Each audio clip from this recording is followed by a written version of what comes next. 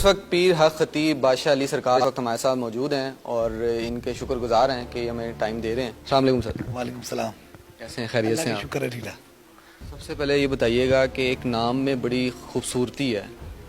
یہ میں کچھ طالب علمی کی حیثیت سے سوال پوچھوں گا, کچھ لوگوں کے سوال لایا ہوں.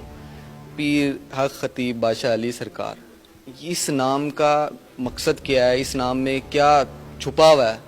لوگ یہ بھی جاننا چاہتے ہیں. دیکھیں, مثال کے طور پر نام تو ایک نام ہے, لیکن اصل نام جو ہے نا وہ حسین علی کا مطلب ہے. حسین علی کا مطلب علی جو ہے نا وہ جرت کا نام ہے, اور حسین پاک صبر کا نام ہے.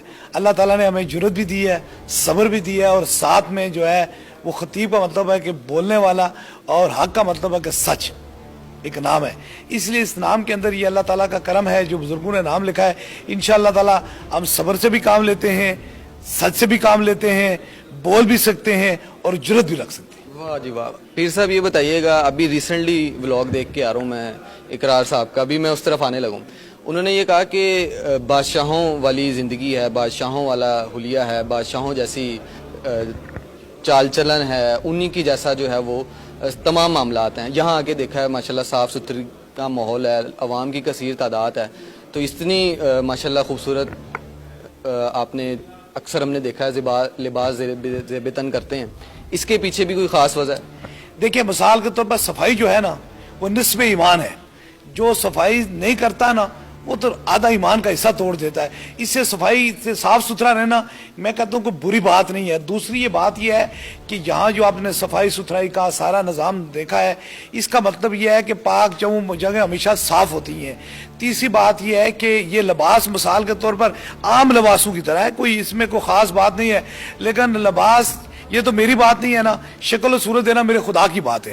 اب میں کوئی بھی لباس پہنتا ہوں, یہ خدا کا کرم, وہ ججتا ہی ایسے ہے کہ لوگوں کو شاہی لباس نظر آتا ہے. پھر صاحب آپ میک اپ تو نہیں کرتے؟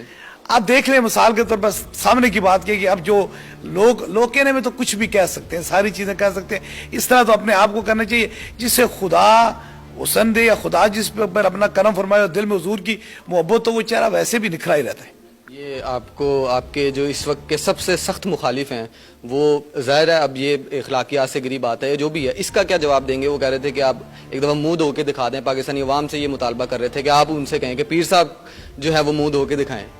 دیکھیں, مثال کے طور پر میں 5 وقت میں وضو کرتا ہوں, وضو میں رہتا ہوں, ساتھ میں منہ کو چھوڑیں ہاتھ کو دیکھ لیجئے, اگر ہاتھ برابر نہ ہو تو پھر منہ تک پہنچ جائیے. وہ شخص جو ایسے سوال کرتے ہیں ان کو کچھ کہتا کچھ نہیں ہوں, کیونکہ ہم کبھی بھی اخلاق سے گری ہوئی بات نہیں کرتے.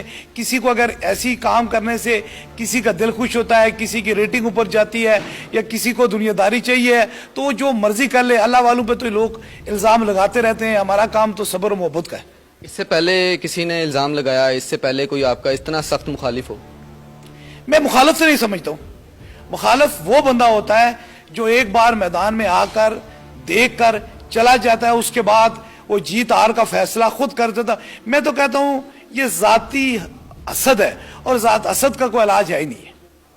مطلب آپ یہ کہتے ہیں کہ اقرار آپ کے مخالف نہیں ہے؟ میں کہتا ہوں نہیں مخالفت, میں مخالفت سمجھتا ہی نہیں اس کو.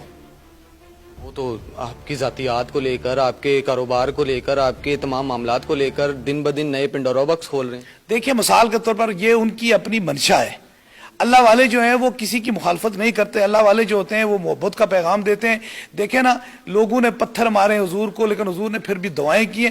ہمارا اس کی مخالفت کا لیول نہیں ہے, وہ ایک صافی ہے, اور صافی اور اللہ کے بندے میں مخالفت کی کوئی وجہ نہیں. آپ سمجھتے ہیں وہ ولاگ کر رہے ہیں, جو بھی کر رہے ہیں وہ کر رہے ہیں, آپ کو اس سے فرق نہیں پڑ رہا؟ کچھ یہ دیکھ لیں, رش اور بڑھ رہی ہے, اور فیض ہو رہا ہے لوگوں کو, اور محبتیں لوگوں کی بڑھ رہی ہیں. جو پہلے نہیں بھی آیا کرتے تھے, اب ان کے یہ کام کرنے سے اللہ نے اور لوگوں کو بھیج رہا ہے. اب دیکھیں کہ کتنی رش ہے, ہر طبقے کے لوگ آتے ہیں, ہر مذہب کے لوگ آتے ہیں, ہر طریقے کے لوگ آتے ہیں, لیکن ان میں کچھ بات نہیں ہے, کوئی ایسی بات نہیں ہے کہ کوئی, یہ تو فرق پڑنے والی بات نہیں ہے. جسے رب بیچ سکتا ہے اسے بندہ کیسے روک سکتا ہے؟